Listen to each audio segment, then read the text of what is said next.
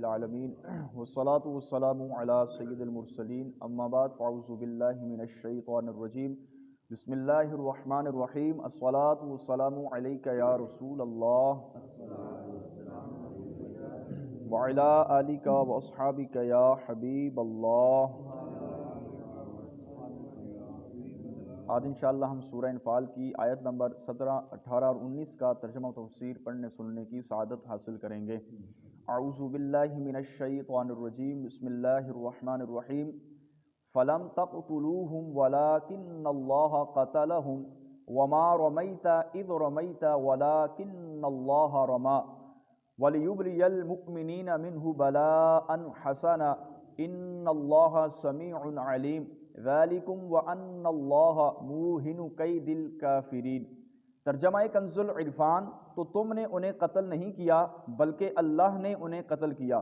اور اے حبیب صلی اللہ تعالی علیہ وسلم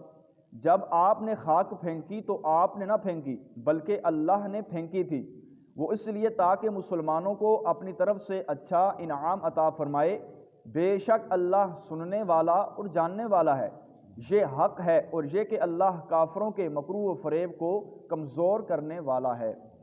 جب مسلمان جنگ بدر سے واپس ہوئے تو ان میں سے ایک کہتا تھا میں نے فلاں کو قتل کیا، دوسرا کہتا تھا میں نے فلاں شخص کو قتل کیا۔ اس پر یہ آیت کریمہ نازل ہوئی اور فرمایا گیا کہ اس قتل کو تم نے اپنے زور و بازو اور طاقت و قوت کی طرف منسوب نہ کرو، بلکہ یہ در حقیقت اللہ تعالیٰ کی امداد اور اس کی تقویت اور تائید ہے جس کے سبب تمہیں کافروں پر فتح نصیب کی گئی۔ اس سے معلوم ہوا کہ اچھے اور نیک کام کی نسبت اللہ تبارک و تعالیٰ کی طرف کرنی چاہیے۔ کوئی بھی اچھا اور نیک کام ہو اس کی نسبت اللہ کی طرف کرنی چاہیے کہ یہ میرے رب کی عطا سے ہوا ہے۔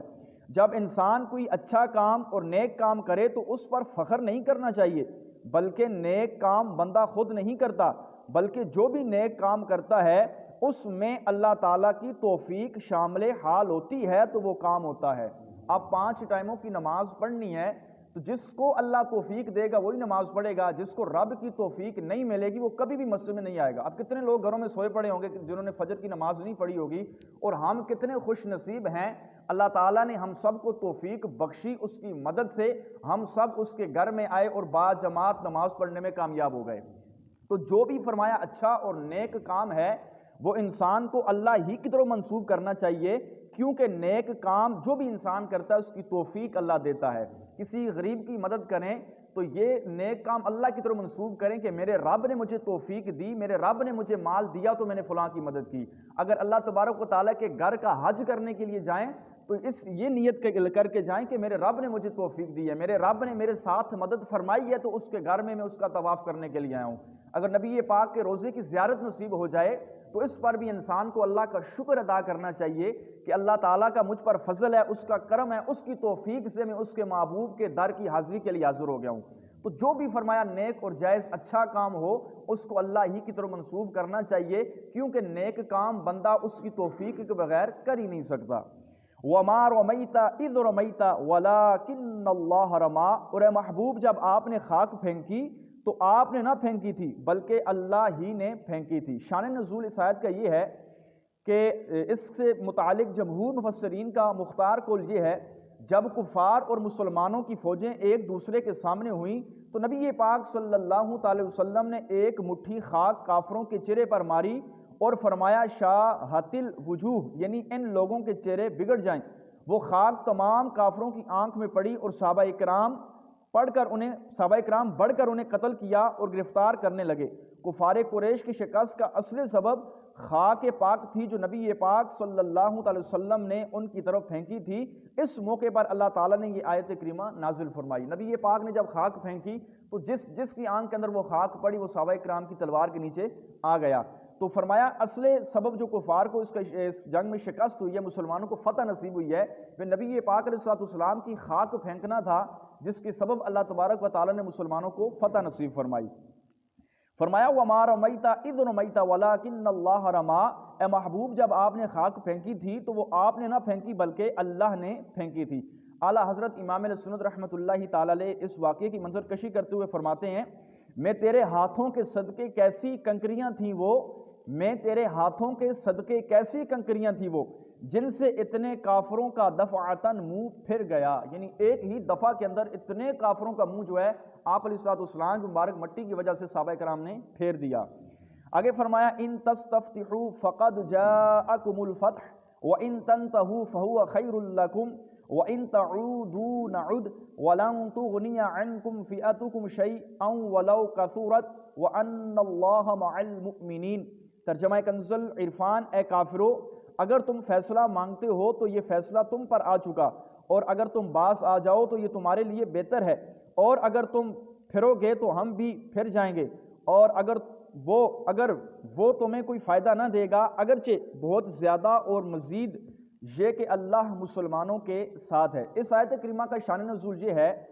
اس آیت کریمہ کے اندر خطاب جو ہے مشرکین سے ہے جنہوں نے بدر کے اندر نبی پاک صلی اللہ علیہ وسلم سے جنگ کی، اور ان میں سے ابو جہل نے اپنے اور نبی پاک کے بارے میں یہ دعا کی تھی کہ یا رب ہم